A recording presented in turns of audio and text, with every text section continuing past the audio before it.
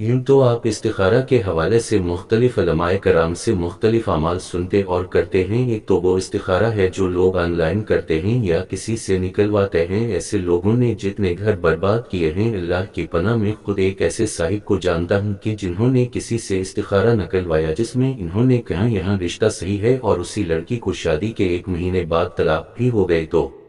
On line استخارہ خدا کے لیے کبھی نہ نکلوائیں اور نہ کسی کے پاس جائیں۔ صحیح استخارہ والا عمل خود کرنے کا ہوتا ہے، جو کہ ہمیشہ خود ہی نکالا جاتا ہے، جس میں ایک مسنون استخارہ بہت مشہور و معروف اور افضل بھی ہے، اور ساتھ ہی اس کے علاوہ بھی علماء کرام نے خود سے کرنے والے مجرب استخارے اپنی کتابوں میں تحریر فرمائے ہیں، جن میں سے ایک استخارے کا عمل جو میرے خود کے تجربے سے گزراور الحمدللہ پہلی ہی رات میں تہجد کے وقت مجھے صاف ہدایت بھی مل گئی، وہ استخارہ آپ کے لیے اس تحریر میں پیش کی جا رہا ہے۔ انشاءاللہ بہت فائدہ ہوگا، اور یہ بات ہمیشہ یاد رکھیں کہ ہر نئے کام کو شروع کرنے سے پہلے استخارے کی لازمی عادت ڈالیں۔ اس کا فائدہ یہ ہوتا ہے کہ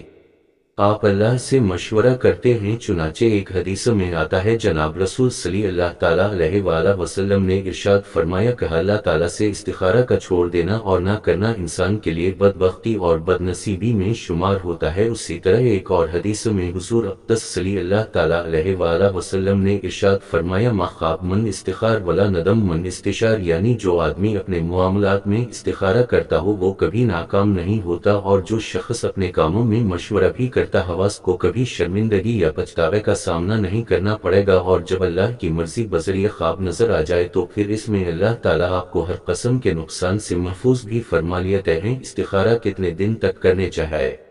اس حوالے سے حضرت انس رضی اللہ تعالیٰ عنہ کی ایک روایت ہے، وہ فرماتے ہیں کہ ان حضرت صلی اللہ تعالیٰ علیہ وآلہ وسلم نے مجھ سے فرمایا کہ انس،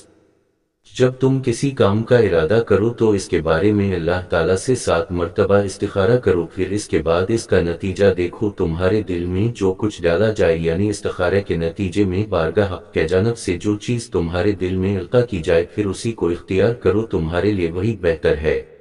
بہتر یہ ہے کہ استخارہ 3 سے 7 دن تک متواتر پابندی کے ساتھ کیا جائے، اگر اس کے بعد بھی تذبذب اور شک جاری رہے تو استخارے کا عمل جاری رکھیں جب تک کسی ایک طرف رجحان نہ ہو جائے تو کوئی عملی اقدام نہ کریں۔ استخارے کا عمل کچھ یوں ہے کہ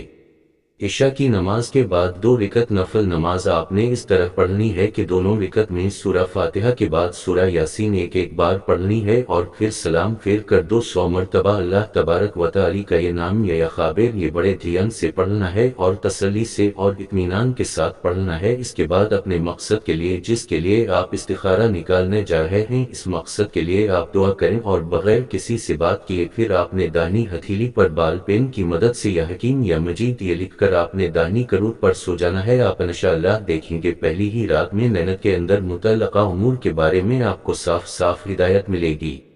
اللہ ہم سب کا حامی و ناصر ہو، آمین۔